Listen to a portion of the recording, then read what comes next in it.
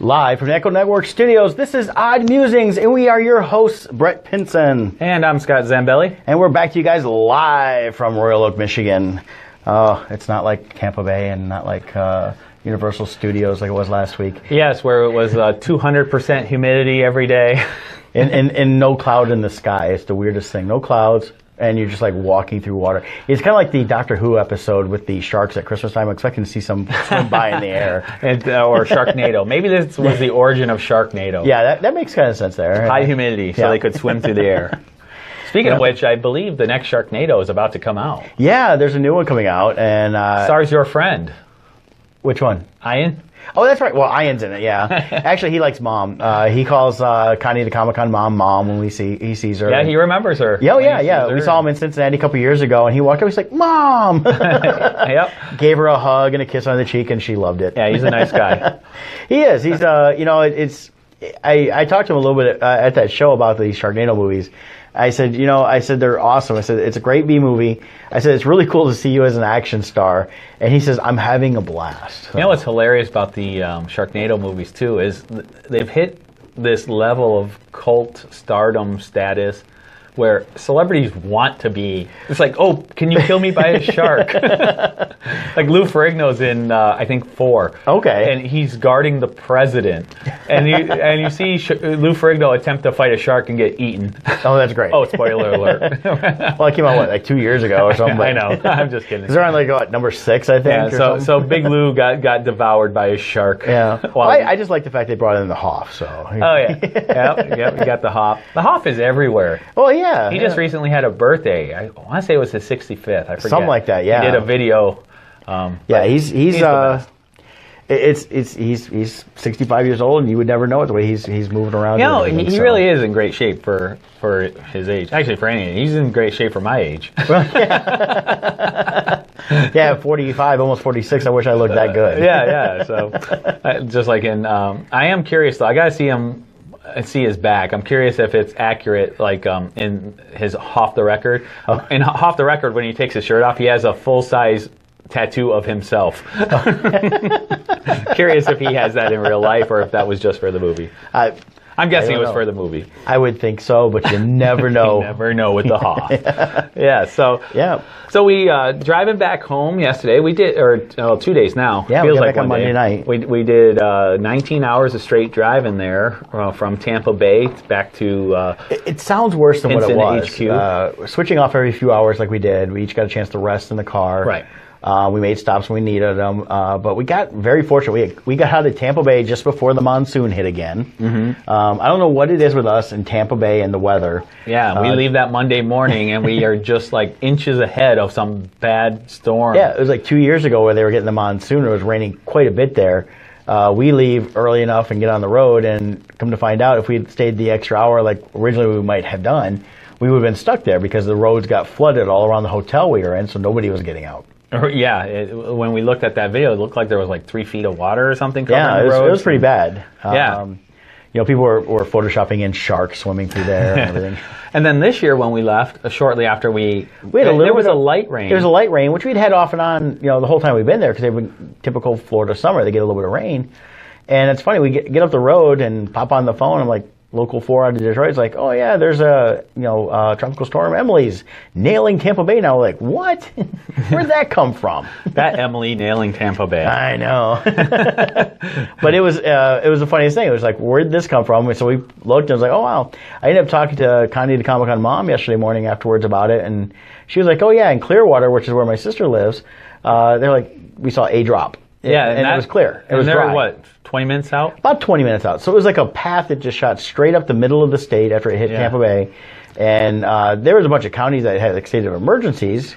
And I saw around Lakeland, Florida, which is about an hour east of Tampa, heading towards Orlando. And there was a lot of areas flooded, but there's a lot of lower areas there. So I think that's the worst part, was some of the low areas really got hit hard with the rising water that came in fast. Right. Really what it was just the wake of our presence that they felt. And as we left, that vacuum that was formed just sucked in all the moisture and created a storm. I think that's a scientific explanation, at least. Sure, we'll go with that. But that was fun. But yeah, we were at Tampa Bay Comic-Con this past weekend. we talked last week because Scott was at San Diego, and we talked about the Universal bit. We had a great time there. But Tampa Bay Comic-Con, had a lot of fun there. Ate some good meals. Quick shout out to Taco Bus for eating there twice. It was really good. Taco Bus. And then they were originally on Triple D with Guy Fieri. It's how I found out about it. And I always mix up the D's. So are they dives, drive-ins? Diners, drive-ins, and dives. There you go. And while this is one of their multiple occasions they've done, when it originally aired, he was like an actual school bus. He converted it into a taco bus, and that's where he sold his tacos. Really good food. Enjoyed that twice. Had some really good grouper fish sandwiches. Yep. Dom was hanging with us that weekend, so he would get a chance to come out with us. Although, it was really exciting. I was excited on the ride home, our GPS. We were able to hack into Dominic's phone. Yes. And download his voice. Dominic, for those, and we're going to embarrass him. So we're in our room watching Game of Thrones Sunday night, and Dominic is in the other room, and we hear him shouting out commands. And we're like looking at each other, what's he? And then we would hear his phone repeat the command back. And we're like, what is he doing? And it turns out he likes to use the Waze app for travel, his GPS. Yeah. And there's a function on there where he could record his own voice. Yes. But what's funny is his commands were all vulgar. Yeah. Turn right, blank now. Turn left, blank now. Why are you going blank that way? So, Dominic, have you been able to use it with your voice yet? Yeah, I used it for 10 minutes, and I'm like, this is horrible. I went back to I think you'd be yelling at yourself. I know I was supposed to turn. Stop swearing at me. You're like, Dom, shut up. But you are Dom. I know. The only problem is when we downloaded Dominic's voice into our GPS, and every time we were supposed to turn, we had to buy a copy of his comic book before we got the directions. I've got 3 short boxes in my car full of his comics I bought. Yeah. It's like, to find out where to turn next, buy issue 1 of The Arcane Awakening. And then, of course, we get halfway home, it's like, now pre-order his new hockey comic. Yes. Donnybrook comes out. Yep. Now I get them. It was brilliant marketing move by Dominic there. I just hated the part where it was like, if you would like more direction, please pre-buy issue 4, which has not even been started yet. But it was fun. But on a positive note, we called in on Monday night on the ride home and talked to Dom on his 100th episode of Motown Mojo Live. Yeah, congratulations on that. That's awesome. That's a big milestone. Big milestone. It is. It was a fun episode. I think I'm still hungover. Yeah, you had Stone Clover was your music guest. Loved listening to them every time. Yeah. I was on a past episode with them also, and actually, they played at the Shamrock, didn't they? No. No? Oh, okay. No. So it must have just been it wasn't like one of the guys had to leave early for some reason. Did he have a concert to go to or something they were talking about? Because I heard something about Dropkick Murphys. Were they in town or something? Or? Yeah, his buddy helps out with the Dropkick Murphys when they're in town. And okay. Like, hey, if you want to wander around backstage, maybe accidentally on purpose, run into one of those guys. So I think he passed his cards out and everything to everyone. So that's cool. They've come along. That band, just from when I met them, I mean, a year ago, maybe a year and a half ago. Yeah. They are, they're headlining the Majestic Theater soon, and they're just blowing up really Well, that's the first time I had heard them. I really liked them, because I like that style of the Irish rock. Oh, yeah. You know, what was the genre? Schlag? Something schlag? Irish schlag? Or yeah, Irish schlag or something like that. I think something like that. But, yeah, great music. For those who, check out Dominic's show, Motown Mojo Live. You can hear them when they played live on the air this last episode. And or check out Stone Clover online. You also had some other good guests. The Patrick Warburton guy. Yes. Travis. Mike Travis. That's his name. He was dead on. Oh yeah, he's even with his normal voice though. He kind of sounds like him when Patrick Warburton isn't being himself when he's in normal conversation. So he has that natural tone. But boy, does he nail it! I catch him ask him a question, normally, and he'd be like, "Yeah, that's right." I'm like, was that you or was that Buddy? Yeah, that's right. Yeah, I loved his Brock Sampson. Well, I like how I'm talking about him dressing up as a Tick, though, and walking around, and then dressing up as Brock Sampson and winning the costume. What's even better, though, is he doesn't do the Tick. He does the funny version of the Ted 2. The Ted 2 Patrick version Warburton of doing the Tick. Right. Even though Patrick Warburton is the Tick, he's also the fake Tick. Yep. So that was great. Yeah, that was good. Great episode. Yeah, all we around. tuned in. We lost track of time. We're like, oh, 7:30. I said, let's pull up Dom's show and see what's going on. And yeah, we missed the opening, so we didn't hear all the bad things you said about us from the weekend. It's all right. I'll have to go through and download it on SoundCloud. We can also get Odd Musings podcast on SoundCloud, Stitcher, and iTunes. Bum, bum, bum. And that. So, but yeah, we had a great time with Dom hanging out at the show. We allowed him to stay with us. Another interesting thing from this weekend. Yeah. What was with the tire blowouts and stuff? You know, well, we don't know. We were driving into the convention center for my sister's house. We spent one night there after doing the Universal thing, and also we hear something, and we're like, oh man, we pick up, so we stopped and didn't see it. So yeah, we hear this. Yeah, so I thought we had something jammed. So okay, so we go around the corner, and it's right when you get on 275 and 4 to head to downtown. And also my finger was on tire pressure. I was like, okay, there it is. So I go straight, figuring, okay, there's more stuff ahead. We got fortunate. There was a Michelin dealership right there. Right there, where we got off. And when we get out of the car, we hear, tss, and we can see the tire going down. Yeah, I go in and tell him, I think I got some of my tire. And yeah, I think. And the guy comes out and looks at it, and he's going around. So I went out and said, yes. And he looks at it, and I go out and say, is it stable? He goes, no, look. And from the back of the car, you can see this giant bolt that was embedded in the middle of the tire. Oh, so it was huge. There was no saving that It was tire. A good inch across it. It was like Jesse Ventura in Predator with the giant hole through the chest. That was your tire. Right. So I had coverage through Ford, because that's why I drive is Fords. And yeah, good thing you had that warranty on the tires. Yes, and that worked out good because it saved us like $400 on the tire. But they were kind enough to put the donut on. They did charge. It was funny because we had to help unload the car to get the donut out. And we loaded back up. I walked back in. And I said, so you said it was $20 for the tire change? The guy's like, yeah. I said, well, I charged $25 restocking fee to put my stuff back in my car. And the guy started laughing. Of course, the co-owner, who's next to him, gave me the dirtiest look, I guess. I missed I don't think he heard the beginning of it. I think No. I think he just thought you were trying to get out of paying or something, because he did not look pleased. And I'm standing there the whole time with my wallet out, ready to get my credit card out. So it was fine. I mean, $20 was worth it. We were there about 40 minutes tops, and they were really nice. It was a Michelin dealership there in Tampa Bay, and I've got the information. If you ever need somebody in Tampa Bay, definitely go to them. Oh yeah, definitely. They did a great job, and unfortunately, fortunately for us, we had the warranty on the tire. Right. But unfortunately for them, we weren't able to give them our business. Yeah. But we they can were, give them a shout out. So definitely. They were kind enough to do that. So but then, in addition to our tire. Oh yeah, Sunday night we're walking to a restaurant called Columbia. Great Cuban food we found out. Oh, that was delicious. All of us enjoyed that, and then. Halfway there, right by the hockey arena where the Tampa Bay Bolts play, Lightning or whatever they're called. The Bolts. Yeah. I thought it was lightning bolts. I guess it's bolts in the tire. Yeah, I know. Also, we hear it just, it sounds like a gunshot goes. We all kind of like almost hit the deck. Turn around, and there's a car, and their front tire had a blowout. It was instantly flat. It was a complete blowout. Yeah, it was a boom, and it was gone. And it bounced off the building and hit us. We were thinking, well, where's that sound coming from? So, yeah, that was interesting. And then driving home, we saw like 3 different cars pulled over with their tires blown out. Right, so it was just something weird. I was like, well, I'm glad we got ours early and not now. Yeah, better than so halfway through. And hopefully everybody else that had theirs one, they were safe too, and got their stuff taken care of. But that was part of the weird thing with Tampa Bay with this year was tire blowouts. And yeah, I guess that was the theme. Yeah, I guess. I don't know. But it was, it's still, we had a lot of fun. Saw a lot of great people in Tampa Bay, a lot of good fans. Yeah, and speaking of Tampa Bay, we also were able to hang out with our sponsors, T-24 down there. Yeah, we ran with Vinny at Universal, which was great to have a day hanging out with him. And then we got a chance to visit with them a little bit, and they were staying across the street from us at the Marriott there. So Scott and I went over and did a little pool and hot tub with them and got a chat with them. And they went out to dinner with us a couple of the nights. Yeah, a great time by all.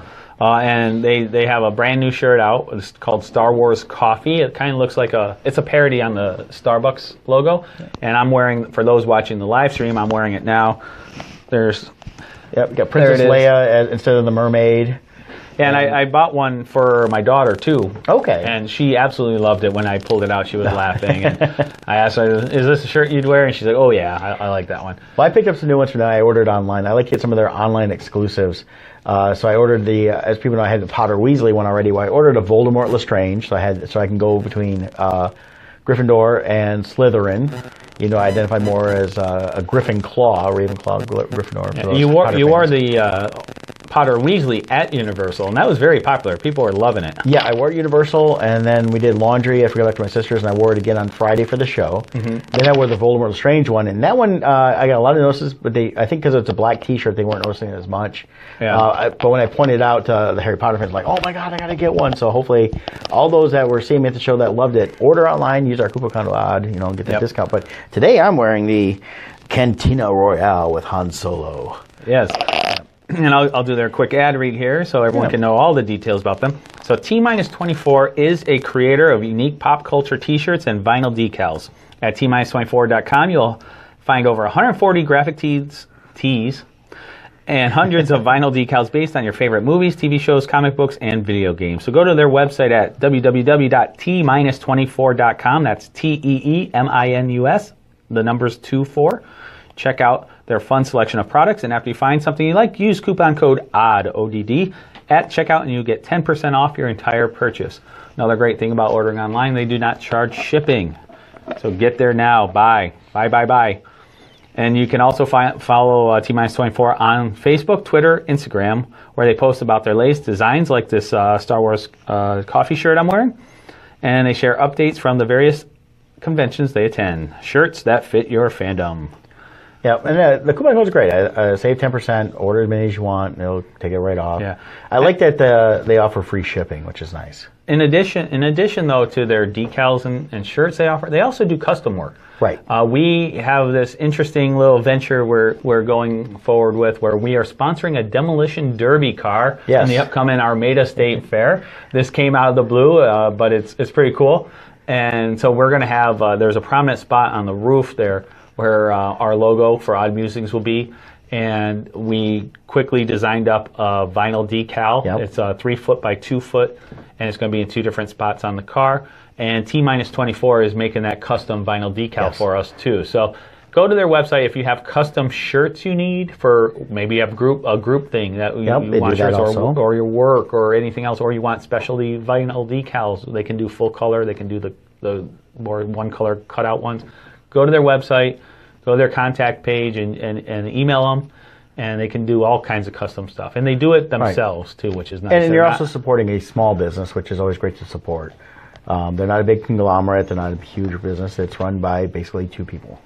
Yeah, and they love what they do, and they really, truly do put quality in their work. Their shirts last a long time, multiple washings.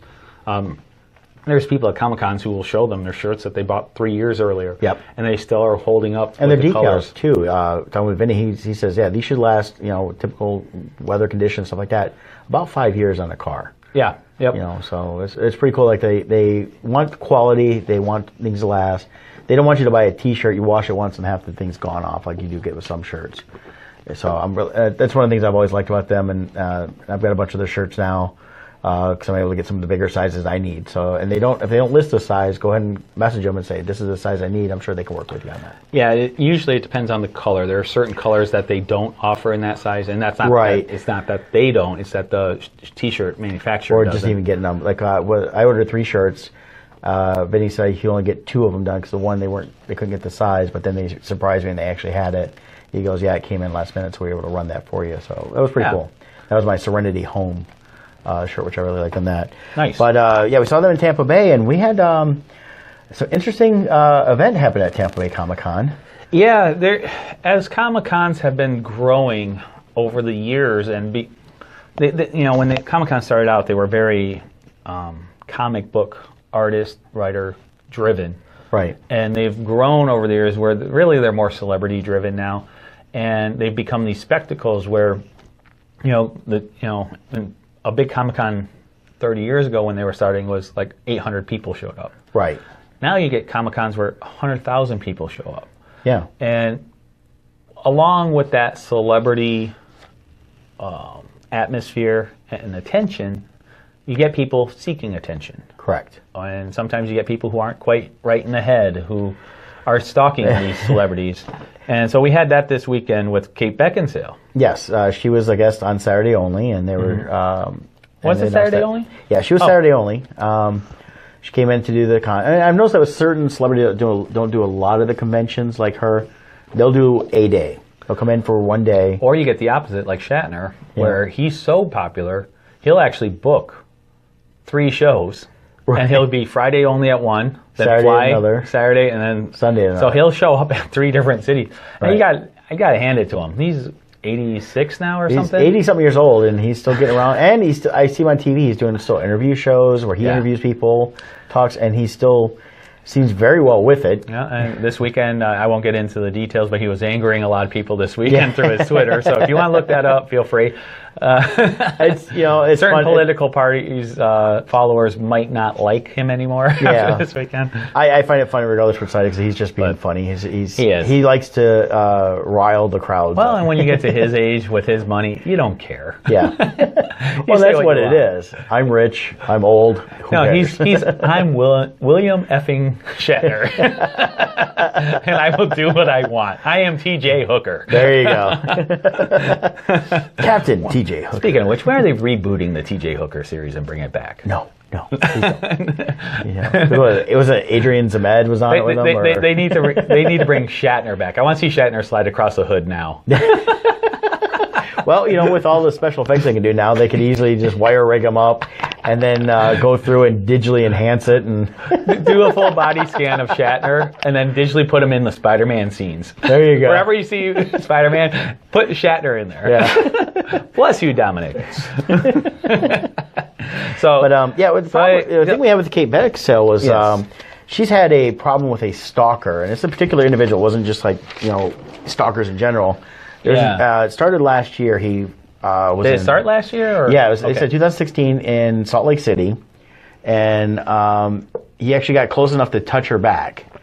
And when you get to be like we saw, she takes photos with people at the shows. You pay for those, and she's next to you anyways. But they didn't say it was a photo op or what. But I think he actually walked up to her when she was either going in or was at the table. Because it sounded like it was definitely a weird, but he mentioned he touched her back. Unless she had a rule where, because some celebrities don't like touching, so sometimes they will have a rule where when you show up in the photo line, you're not supposed to touch them. So sometimes you do the fake arm around, but you're not really touching. But so in the photo, it looks like the arms are around. Yeah. Like Clara from Doctor Who. Right. I'm blanking on her. Jenna. Jenna Coleman. Coleman. Like she doesn't like touching, so like. You have to pretend to have your arm around her, but don't touch. So I don't know what Kate Beckinsale's policy is for photos, but making a big deal. She's new to the convention circuit just in the last year. Yeah. So, she lives in England or something. No, I think she lives in L.A. I've heard. But she's from there originally. She's originally from England, but I think she lives in L.A. with her husband and daughter. Yes, you're right. From the Kelly Ripa. Right, we interview. talked about that. Yeah. But he got close enough to touch her on her back, and then made comments about wanting to stab her.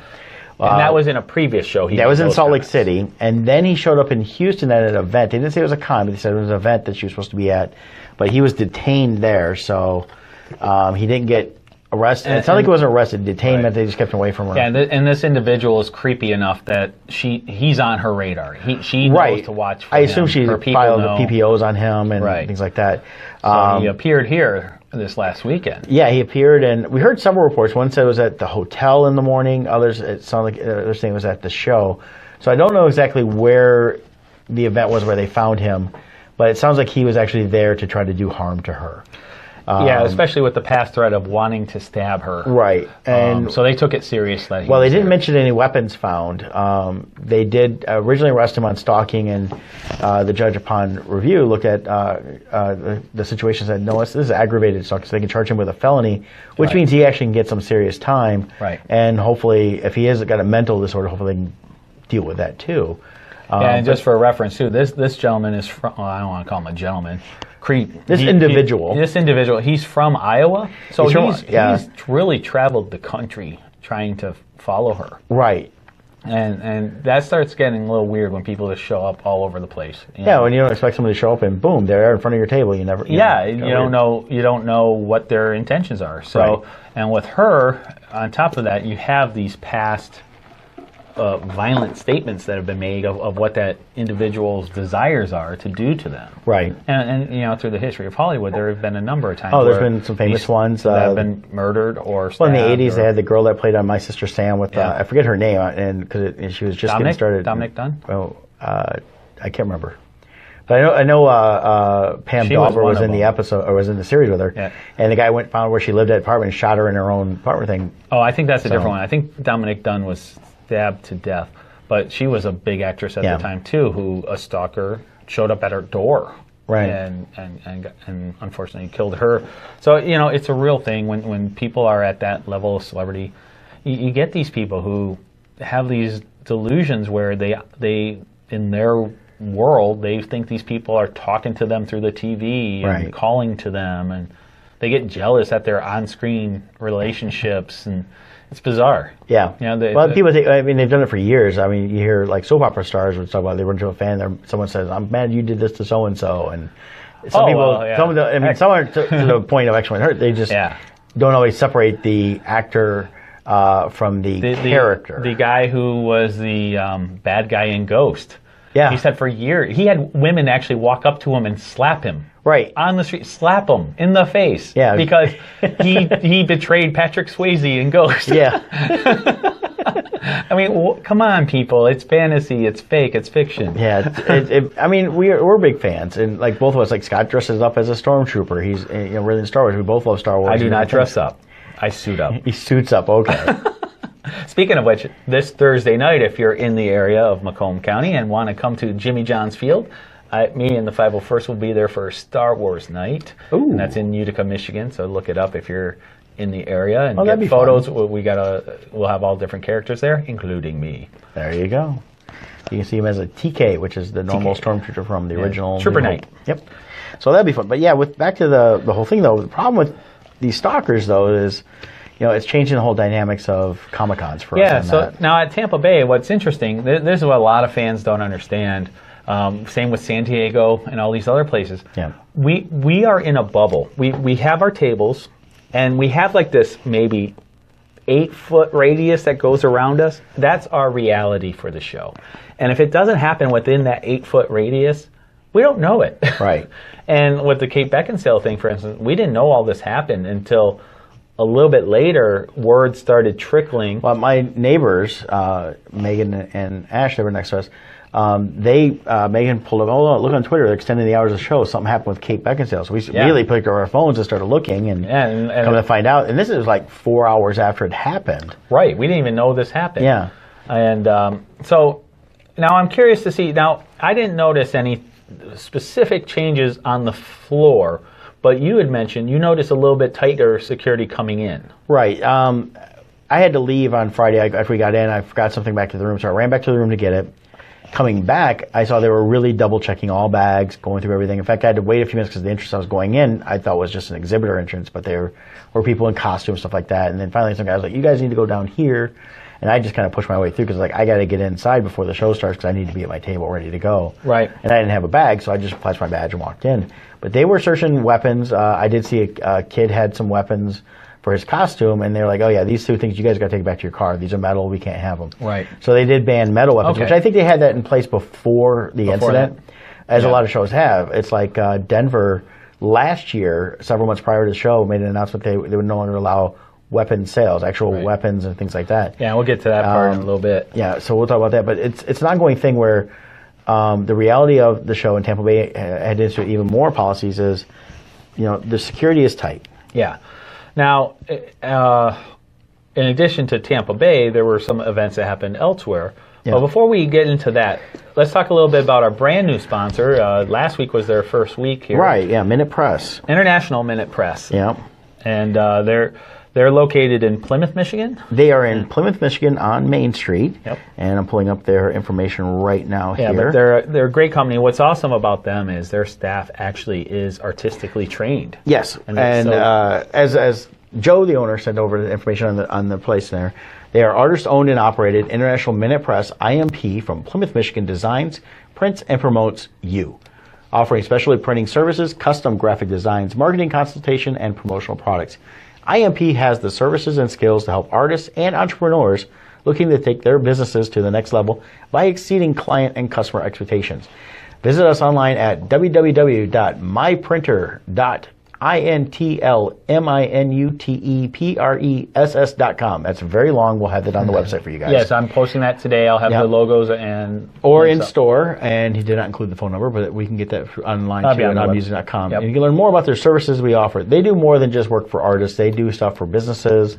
They do business cards. They do paper stuff you need. Whatever your printing needs, they can do it, and they're always expanding their product line. Yeah. And so go check them out online, also on Facebook, Twitter, and Instagram for the latest happenings and their promotions that they have going on. Yes, and in talking in our personal meetings with them, it's very exciting to see they have things planned for down the road too. They're looking to expand their abilities to help artists even more with their needs. So I'm really looking forward to the coming months as they officially unveil these packages. But so stay tuned. And if you are an artist, both of us, Brett and I rely on the quality of our prints for our interaction with our fans and public, and we can vouch for them. They do a top-notch job on their prints. We're very happy with the work they've done for us. Correct. And have no hesitation in recommending them. Right. Definitely. So any artists out there, if you're looking for your own prints, go to them. And if you want to message Brett or I privately to talk more about the work we've had done with them, feel free to, and we'll be glad to endorse them. Yeah, oh, definitely. I ordered a good amount of prints to take with Tampa Bay, and I'm very happy with the quality I got. And we're definitely doing, not just because they're a sponsor, but I do a lot more business with them. Yeah, definitely. So check them out. Later on today, we will definitely have them up on the website in our sponsors section of our Facebook page, as well as on our www.oddmusings.com page. So remember, International Minute Press, Plymouth, Michigan. Check them out. And but in London, got back to the story here. London Film and Comic-Con event was going on this weekend. And they had two separate death threats. One was with comic book creator Garth Ennis.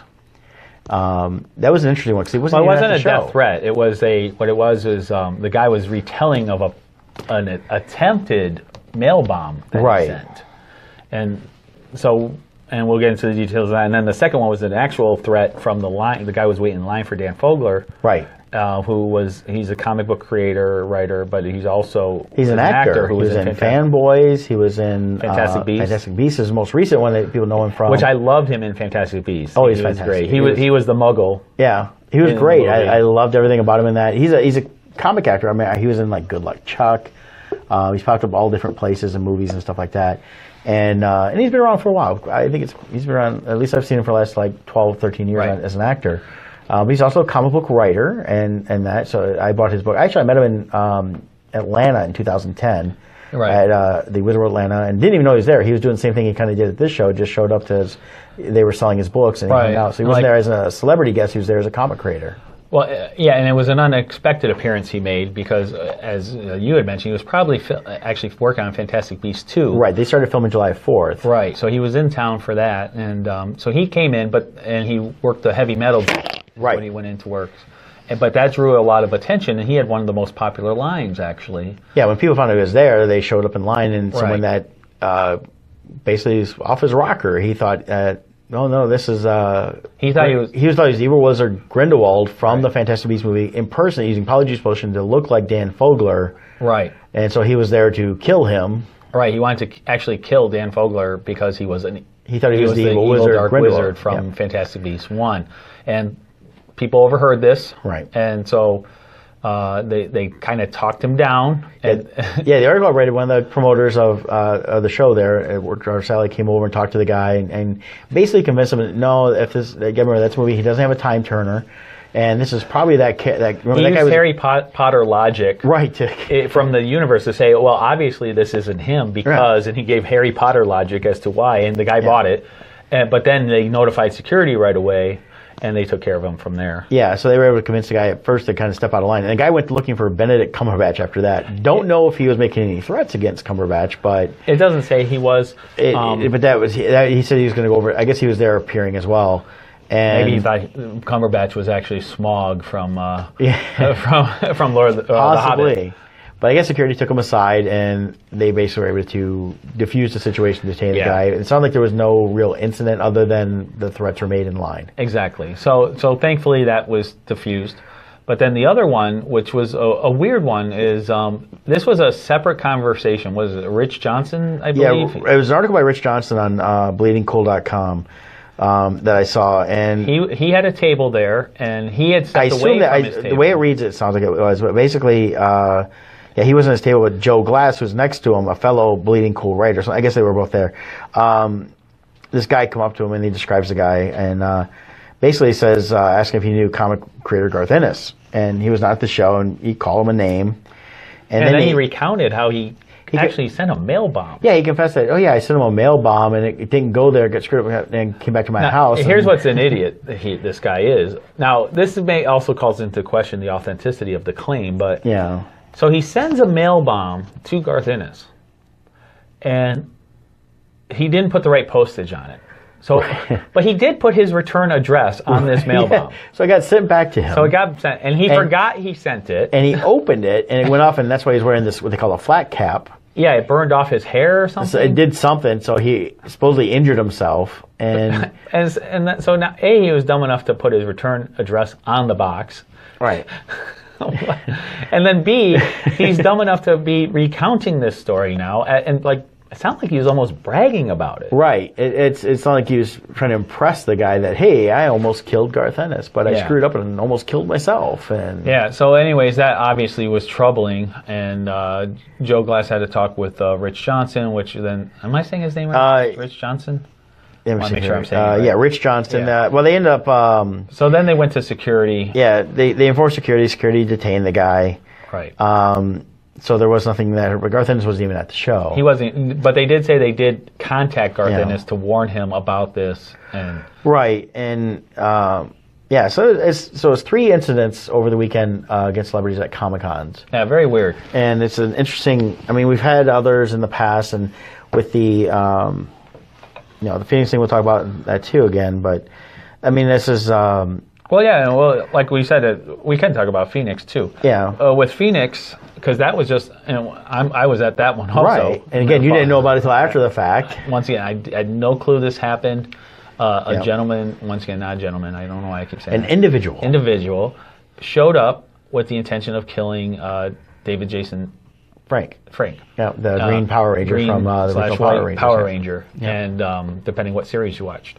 And the guy showed up because for whatever reason he had a grudge against him. Did they ever reveal what his issue was with him? It was just another one of those obsessions. It's weird obsessions is what they're getting. It's an obsession they have, whether it's they think they're an actual character or they think like the guy that wanted to kill Dan Fogler, he thought he was somebody else because of different things that they deal with. But it's it's becoming more and more a problem, not just Comic-Cons, but different things where people are stalkers and different things. Yeah, so thankfully they were able to say, and plus the guy was that was it. He was dressed as the Punisher.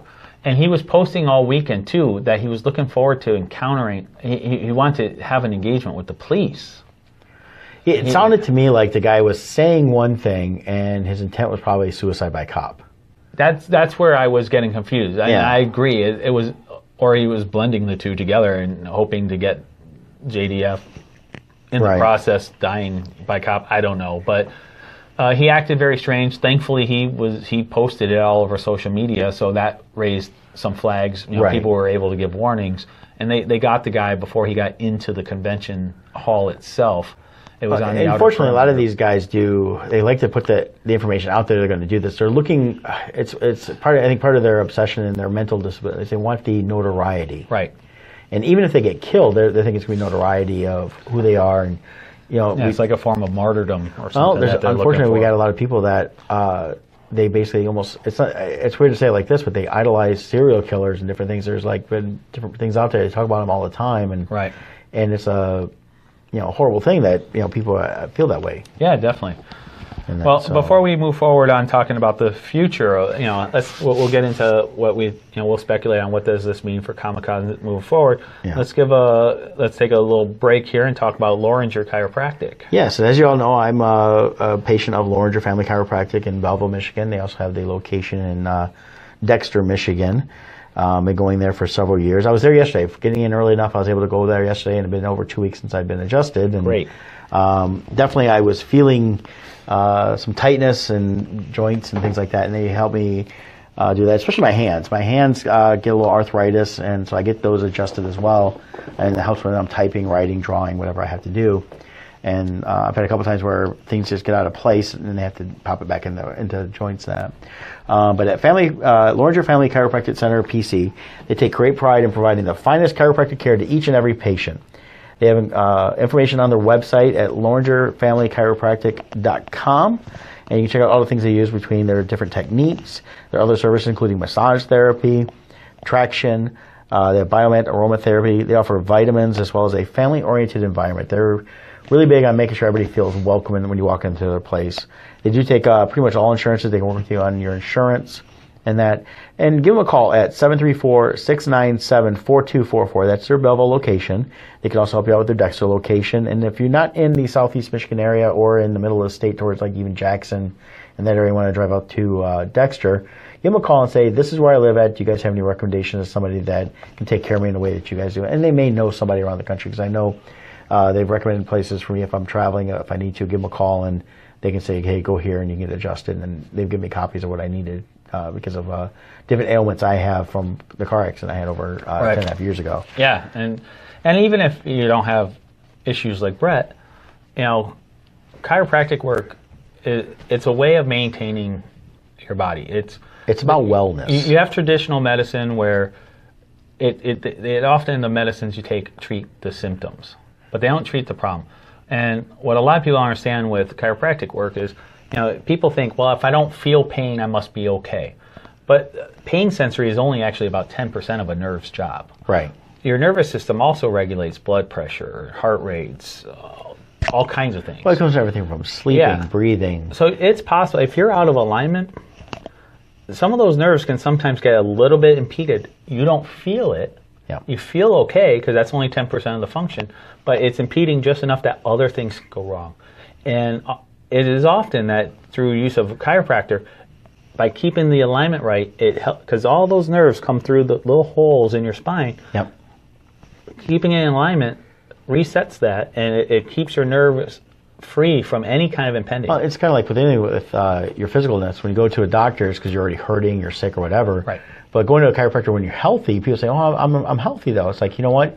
There's things they can notice, they can move things around, and you may be feeling good, and then you're going to walk out within a couple of days, you feel even better because blood flowing's better. Right. The message is getting through the signals from the brain to the body. It's no different than your car. Yep. Just because your car is not breaking down yet doesn't mean you don't get your oil changed. It's regular maintenance. You got to regular maintain it, and your body is a million times more complicated than a car. Yeah, and that's why I like, especially with Loringer, is they're all about getting you to that maintenance phase. Exactly. And you're not spending tons of money coming in all the time because they say you have to, you're already there, and you come in when you need to. And the nice thing is, I do that too. If I don't go in for a couple of weeks, right, I'm fine, but I like to go every week because it helps me with all the stuff I have going on, especially when you got, like I do, I got a bolt in the hip, I got a bolt in the knee, and I got a bar between them that's all strapped to my thigh, and it's all internal, so,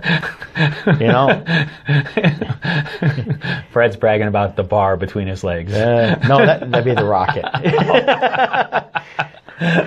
On that note, we'll talk about other weapons besides rockets. Yes. And yes. So back to Comic-Con. So when this incident occurred at Phoenix, there was there was some blowback because they had to make a on-the-spot decision. How are we going to deal with this? We had a man come in here dressed as the Punisher, right, filled with weapons, wanting to hurt people. And they made the decision on the spot that, you know what, we're just going to ban everything. And I think it was a smart decision on their part because it was they were like, the show's going on, we don't have time. Yeah. And the other thing a lot of people think is that it was the show 100%. No, they worked with law enforcement there.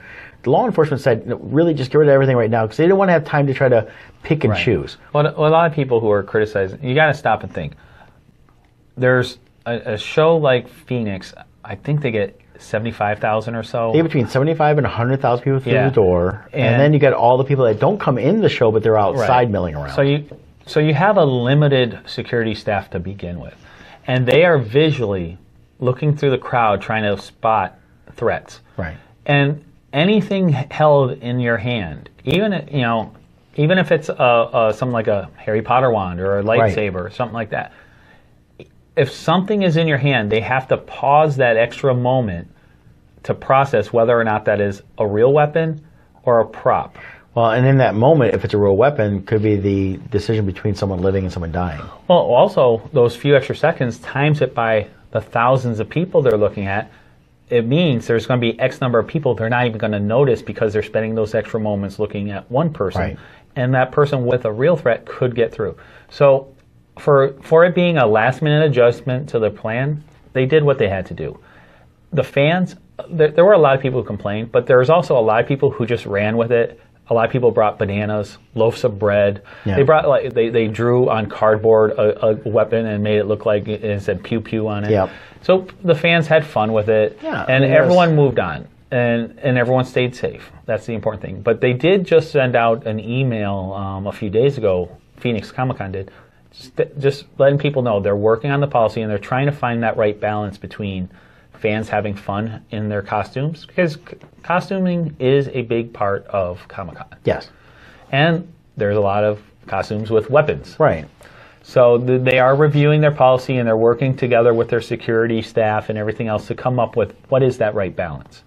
So we'll see what comes forward. But in the meantime, though, other shows have had changes. As I mentioned earlier, Denver announced last year, prior to the show, and it was a few months prior, so it wasn't like it was last minute, that they were just going to ban all weapons entirely, anything metal, stuff like that, including the dealers selling those weapons. And one of the things about that was it was a decision that came to based on security, not just at Comic-Cons, but at other big events. And they draw 100,000 plus people to the show.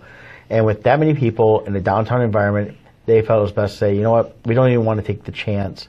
And they contacted the vendors that deal in that and said, you know, you're welcome to keep your booth. You can't sell this stuff. If you feel this is not going to work for you guys, we will refund your booth money to you in full 100%. And well, I'm sure some of them were upset and other people were upset. It's sometimes a decision has to be made, and it's not always the right one, or popular one, I should say, not right, but popular. But it's something they do based on security. Because again, they've got a limited amount of people, and Denver has a lot of police that walk around inside the show.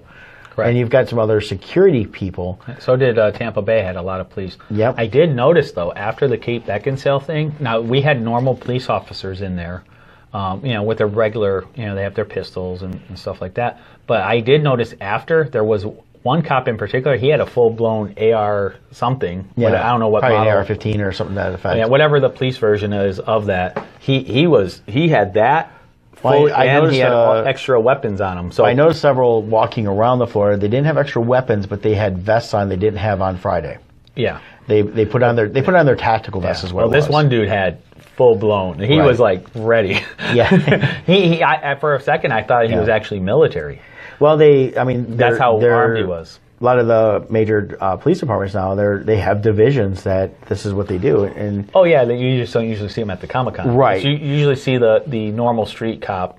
Not that that's any less imposing, but speaking of which, the one police officer that Connie, the Comic-Con mom, talked to, and she's like, "Do you know so and so?" And he did. I saw him a lot at the show, and when I went in the restroom, he was washing his hands, and this other cosplayer was next to him, looking at him. He's like, "Oh my God, you're a real policeman! I just thought you were. I thought you were a Raccoon City cop from Resident Evil." Those walk around, and sometimes you got to double check on some of these guys. Yeah, and he's like, actually, a lot of people have been saying that this week. Well, it's nice cosplay. Mom was asking a friend of the family, Jason Delahaye, a lieutenant with the Tampa Police Department there, and she likes to see if anybody knows him, and they all say, "Yeah, we know him," and he's a good guy. Yeah. And in fact, Mom's having lunch with his mom, I think tomorrow.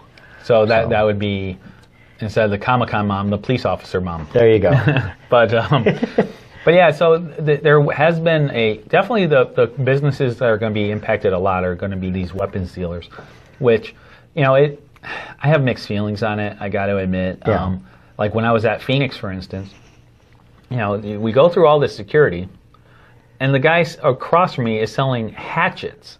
Yeah. And I didn't understand. I mean, I can understand there's probably a reasoning behind it, but to have an actual, even if it's not fully sharpened at that point, it's still a blunt weapon. It can definitely do a lot of damage to somebody. Oh, yeah. Or kill them even, because it's a heavy weapon. Oh, yeah. It was a full-blown hatchet with a metal head, and, it was a wooden stick, and it had a leather sheath that you could put on your belt. And, someone with ill intent can come through security and still buy it. So it seems Yeah. like the changes that are going to be coming, I think they're going to still allow those dealers. I think in some shows they will. Shows that make the decision, like Denver, to not allow it at all, is a decision they feel they have to make. I think for they're the going to reverse security. that, though, moving forward. I think that will get reversed. I think they'll come up with a system where people can buy, but they can't carry it. They'll have to Right. pick it up after the show. And there have been shows that have switched to that policy. Correct. So I think we're going to, right, because it's a pendulum swing.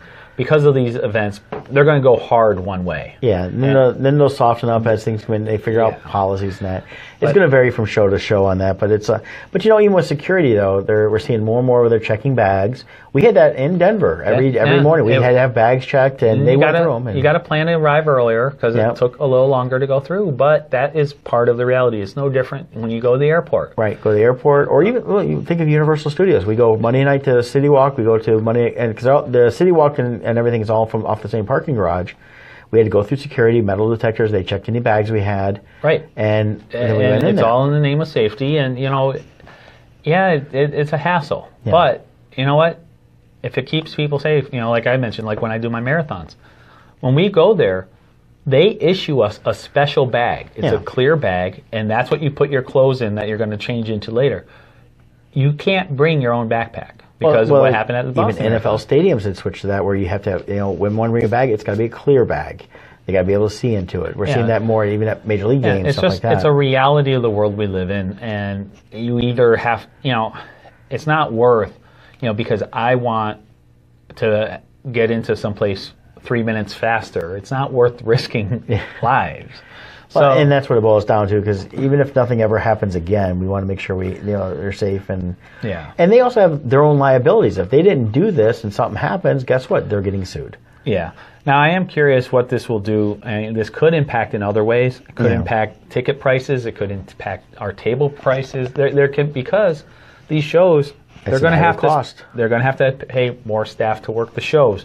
They're going to have to pay security experts to work with while they're planning the show for that upcoming year. Yep. All these things are going to be things that come into account that are going to have an extra cost, unfortunately. Yeah. So we'll see where things go. But I think overall, everybody has the same end goal. You want to go to a Comic-Con for fun. Right. You don't want something terrible to happen.